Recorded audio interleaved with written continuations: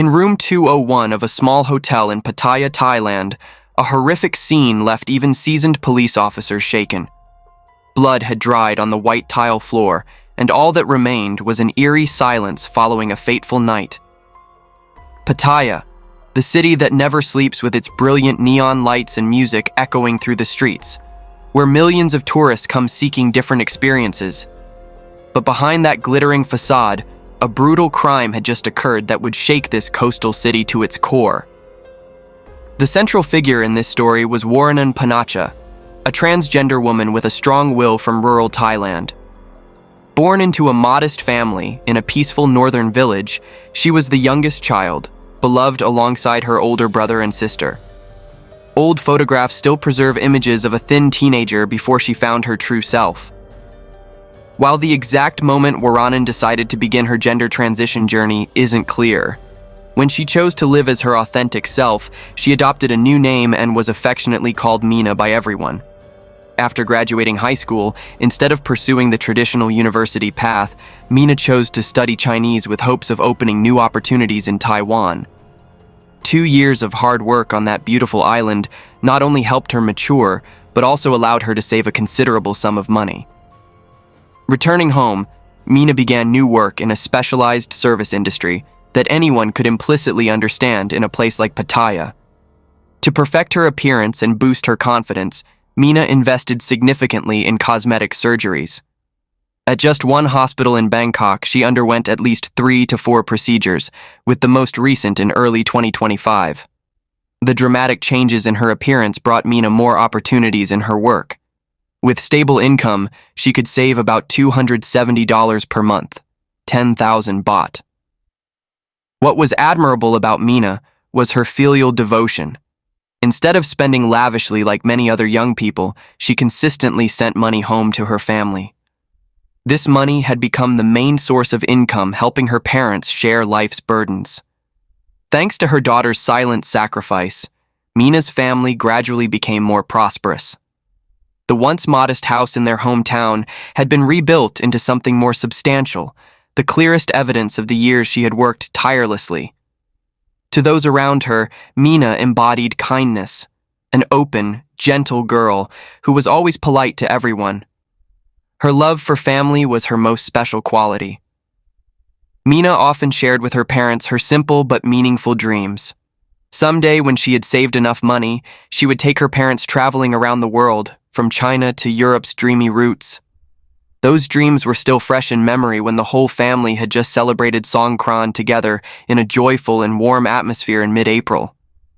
No one could have imagined that just 10 short days later, a horrific tragedy would strike, sweeping away all the dreams and hopes of a young woman, leaving behind unbearable pain for her loved ones. On the morning of April 26, 2025, an emergency call shattered the peace at Pattaya Police Station. The alarm about discovering a body in a rental apartment forced the entire force into immediate action. When the police team arrived at room 201 on the second floor, the scene outside appeared normal. The room was neat and clean as usual. But the moment they stepped into the bathroom, everyone froze before an indescribable tragedy. Even experienced police officers couldn't suppress their horror. Before them was the scene of a crime so brutal it was hard to believe. A life had been ended in the most savage way. That horrific image would surely haunt those present at the scene for the rest of their lives. The first clue came from the cleaning staff member who had reported the incident. She recalled that around 1 to 2 a.m. on April 26th, while working on the first floor, unusual sounds from upstairs had caught her attention. First came loud noises, then screaming and sounds of struggle, finally ending with a woman's desperate cries for help that tore through the night air. Intuition told her something was wrong, and she thought about calling the police. But fear and hesitation made her delay. Maybe it's just some couple arguing, she tried to reassure herself.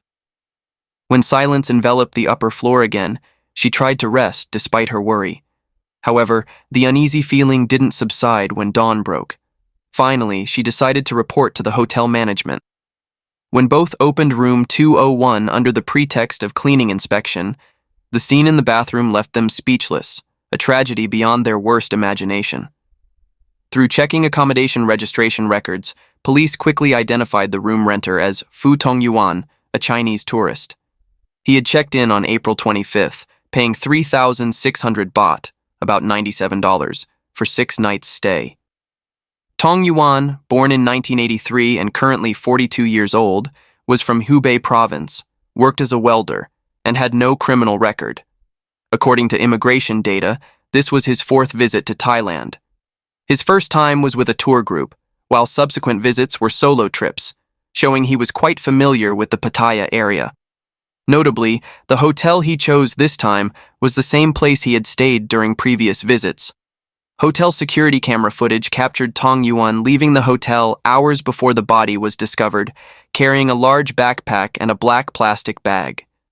Where he went afterward remained unclear. Upon identifying Tongyuan as the prime suspect and recognizing the risk of him fleeing Thailand, Pattaya police urgently updated his information in the computer system and immediately issued a nationwide manhunt order. This simple but effective measure paid off almost immediately. Just hours later, at 1:45 p.m. the same day, good news came from Suvarnabhumi International Airport. Suspect Tongyuan had tried to pass through the automatic security checkpoint at the airport, but the police manhunt information displayed, combined with clear scratches on his face that attracted airport police attention, led to his arrest. Pattaya officers then quickly arrived at the airport to escort Tongyuan back to the police station for interrogation. Many reporters from various news outlets had gathered at the airport, pointing cameras at the suspect. Facing countless questions in both Chinese and English from the media, Tongyuan only bowed his head in silence, not uttering a single word. After completing necessary paperwork, police began interrogating him with interpreter assistance. The next day, April 27, 2025, Tongyuan, wearing a modest pink outfit and escorted by fully armed police officers, was taken to 4 different locations to reenact his crime process. These 4 locations included, first, the bus station where he got off when first arriving in Pattaya. Second, the 20 baht discount store where he bought the murder weapons. Third, the beach near South Pattaya Walking Street where he first met victim Mina. And finally, room 201 of the hotel, the crime scene. During the escort, Tongyuan had to wear a motorcycle helmet because Mina's father, unable to contain his pain and anger, suddenly rushed forward and struck Tongyuan's head hard with a soft drink bottle. However, since the suspect was wearing the helmet, he wasn't injured. Conversely, the father accidentally fell down from using too much force. During interrogation, Tongyuan confessed that he had arrived in Thailand by plane 3 days before the incident, around April 23, 2025. 2 days later, on April 25th, at 11:30 a.m., according to the hotel's external security camera timestamp, noting this time was 45 minutes slow, so the actual time was 12:15 p.m. Surveillance captured Tongyuan wearing a backpack and carrying a plastic bag, casually walking the streets. After about 40 minutes outside, Tongyuan returned and checked into the hotel at 12:52 p.m. About an hour later, around 1:50 p.m., Tongyuan went to a barber shop near the hotel, where the security camera image quality was too poor for clear identification. There, he pointed to a male model's hairstyle posted on the wall and told the barber, "Cut it like this." Later, reporters interviewed the barber who had served Tongyuan that day. She recalled the customer had requested shortening the hair on both sides while leaving the top untouched. After the haircut, before leaving, Tongyuan took out his phone and opened selfie mode, using the phone screen as a mirror, carefully checking left and right, then apparently satisfied with his new hairstyle, paid 100 baht, about $2.70, for the haircut, and turned to leave. This barber also revealed to reporters that she was impressed with Mina, the beautiful transgender girl. Mina and several other girls regularly appeared in the nearby area. A friend of Mina's later told the barber that initially Tongyuan hadn't sought out Mina, but had contacted another girl online with an agreed price of 5,000 baht, about $135. However, when viewing the girl's actual appearance through video on his phone, Tongyuan showed dissatisfaction, noticing too great a difference between reality and the online photos.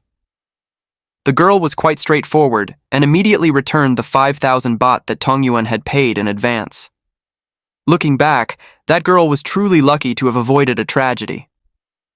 After leaving the barbershop, Tongyuan returned to the hotel by motorcycle taxi, then went to a massage parlor right next to the hotel and asked staff there about beautiful girls. The female employee seemed to immediately understand the customer's intention and told him to try his luck in the nearby area. Throughout the brief conversation, Tongyuan occasionally glanced inside the massage parlor, unclear whether he wanted to try a traditional Thai massage. Later, reporters interviewed a small shop owner near Pattaya Beach where Mina often visited. The shop owner near Pattaya Beach said that around the afternoon of April 25th, he saw Mina and Tongyuan having quite a comfortable conversation together.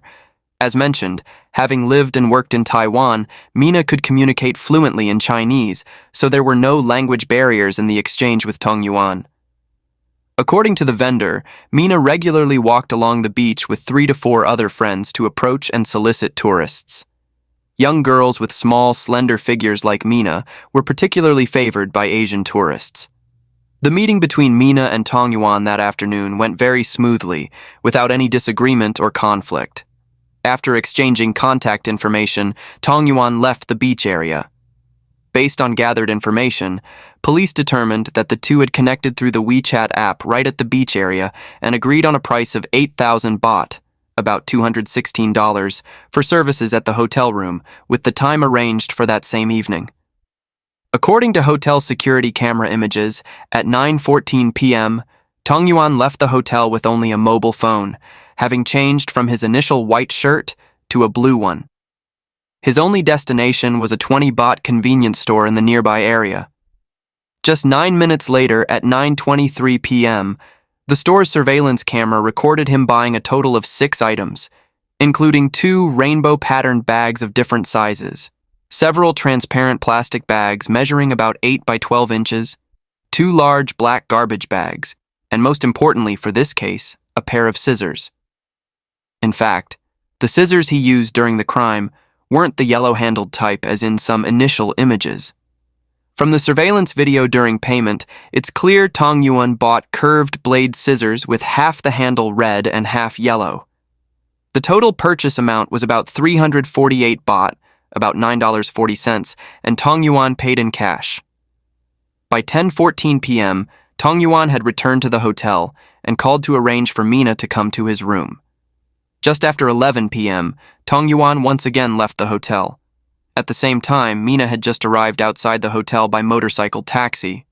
Hotel external surveillance captured Tongyuan greeting Mina, and then Mina following him inside the hotel. Both went up together to room 201 on the second floor. What actually happened in that fateful room, based on Tongyuan's confession during interrogation, can be summarized as follows. After 11 p.m., Tongyuan welcomed the girl into his room, having previously contacted her via WeChat and agreed on the 8,000 baht price. Upon entering the room, both undressed in the bathroom and showered. After bathing, the girl sat on the bed and requested payment, and Tongyuan paid cash as agreed. However, conflict arose when the girl showed an uncooperative attitude. During the escalating tension, the girl pushed Tongyuan down to the floor. The conflict then turned to physical violence. According to Tongyuan's statement, he asked the girl to return half the money and then leave, but she refused. He claimed he had no other choice and intended to force himself on the girl, but the victim continued to resist fiercely. In rage, Tongyuan strangled the girl and used his elbow to attack the victim's head. When he discovered the girl had stopped breathing, he dragged the body into the bathroom. He used both hands to drag the victim and proceeded to clean blood from both his own body and the corpse. After bathing, he used bed sheets soaked in water to clean blood stains from the floor. Next, he used the scissors to cut from the lower abdomen up near the victim's throat. He removed the heart and placed it on the girl's body. Additionally, he took out 2 silicone bags and placed them on both sides, left and right. After committing the crime, Tongyuan cleaned blood from his hands, rested, then lay on the bed to sleep. He claimed that removing the heart and silicone bags was just an impulsive action, influenced by what he'd seen in movies, only to satisfy curiosity. He denied revenge motives from knowing the victim was transgender, insisting he had no prior knowledge of this information. After the crime, he booked a plane ticket after 7 a.m. the next morning. Despite the victim's mutilated body beside him, he still tried to rest on the bed, though extremely frightened. He admitted to buying industrial ties and plastic bags simultaneously, with the purpose of these items being to facilitate the crime. After brutally murdering Mina, Tongyuan claimed he cleaned up the crime scene briefly, then rested for several hours. Around 7 a.m. on April 26th, Tongyuan woke up and quickly booked a flight from Bangkok to Kunming, Yunnan Province, China. China Eastern Airlines flight MU-742 was scheduled to depart at 3:05 p.m. and expected to land in Kunming at 7:25 p.m. the same day. After completing the ticket booking around 7:45 a.m., the hotel's security camera system recorded Tongyuan leaving the building. At this time, he wore a backpack and carried a black plastic bag. He then calmly crossed the street and caught a taxi to leave the area. At 7:53 a.m., he proactively approached a taxi driver by the roadside. Seeing the wounds and scratches on the passenger's face, the driver was startled and briefly thought this person had just been in a fight. Due to limited Thai language ability, Tongyuan used his phone to show the address he needed to reach and requested the driver take him. However, the taxi driver said he didn't understand Chinese and was waiting for another customer who had pre-booked. Just then, a motorcycle taxi emerged from an alley. The taxi driver waved to call the motorcycle taxi driver and introduced Tongyuan. After brief price negotiation, the motorcycle taxi driver took Tongyuan away from the area. Later in his police statement, Tongyuan said the motorcycle taxi driver took him to a transport company called Bell Travel Service in North Pattaya. After getting off, he bought a bus ticket to the airport for 143 baht, about $3.85, and waited over half an hour to board the 9 a.m. bus to Suvarnabhumi Airport. At the airport, Tongyuan sat waiting in the terminal since his flight didn't depart until 3:05 p.m. He waited until about 2 hours before flight time to proceed through automatic security screening, but was unexpectedly arrested right there. This horrific murder case can be considered one of the most widely reported cases by Thai media and one that strongly shocked public opinion in recent times. After this tragedy, criticism emerged directed at the hotel cleaning staff, suggesting that if she had acted more decisively and called police promptly during the night, perhaps Mina could still have been saved. However, objectively speaking, it was precisely her vigilance and reporting to hotel management early the next morning that played a crucial role. Without this, Tongyuan might very well have successfully boarded his flight and escaped back to his country. Immediately after the incident, a video appeared on TikTok showing a group of transgender girls discussing Mina's tragedy together. Notably, one girl in the group named Rita suddenly realized that the man who had contacted her several days earlier requesting services was Tongyuan, the cold-blooded killer being reported across all media outlets. Rita was shocked and felt extremely fortunate for having refused the transaction with him that day. Otherwise, the person lying dead might not have been Mina but herself. Regarding the true motive that led Tongyuan to murder Mina, various speculative opinions have appeared on social media. Tongyuan himself told police that during the transaction, Mina had suddenly refused to continue, so he requested she return half the agreed money. After being refused by Mina, physical conflicts occurred between the two, leading to the murder. However, based on released information and evidence, Tongyuan's statement is very likely a blatant fabrication. First, Mina arrived at the hotel around 11 p.m., while 2 hours earlier, around 9 p.m., Tongyuan had bought scissors, ties, and plastic bags at the convenience store, an action showing he had thoroughly prepared for violent behavior beforehand. When questioned by police about this, he brazenly argued that he bought these items not for committing crimes, but for daily use, even claiming he bought scissors for self-defense. This is truly a ridiculous and illogical reason. It's the first time seeing someone buy scissors for self-defense. Second, he also stated at the scene that Mina had showered, then gotten on the bed, and if she refused services, would such actions have been necessary? A more reasonable explanation, based on collected evidence, Perhaps initially Tongyuan hadn't realized Mina was transgender. As a result, after Mina finished bathing, Tongyuan discovered this truth and wanted to change his mind, refusing to continue the transaction. However, Mina refused, leading to a heated argument between the two.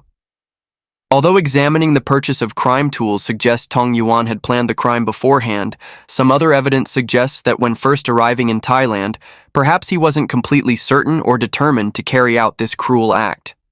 First, he had applied for a Thai TR tourist visa, allowing multiple entries and exits within 5 years, each stay up to 180 days maximum.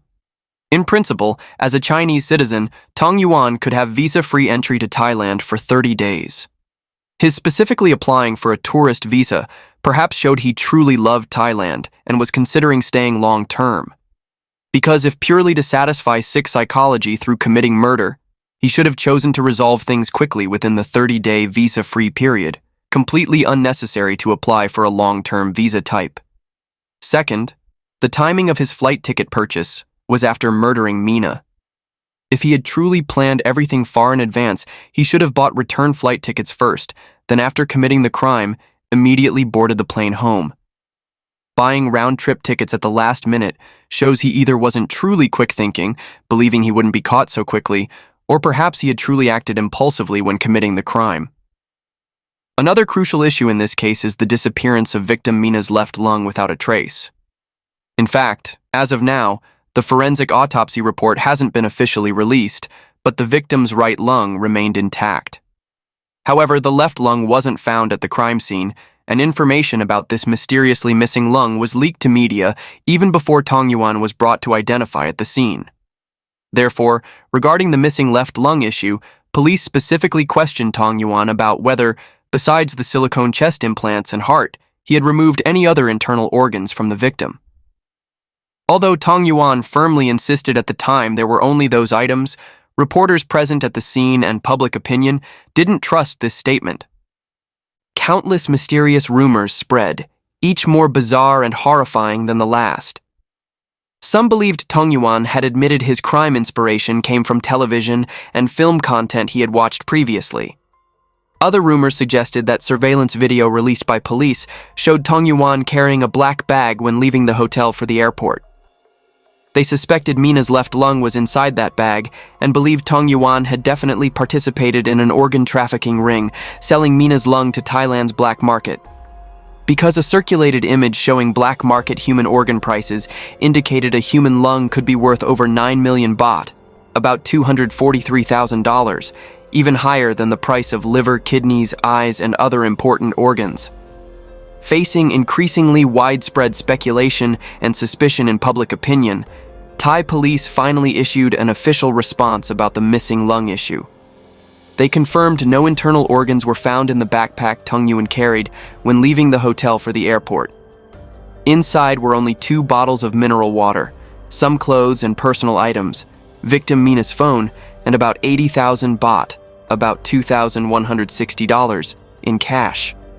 This amount was clearly far from the rumored black market price of over 9 million baht.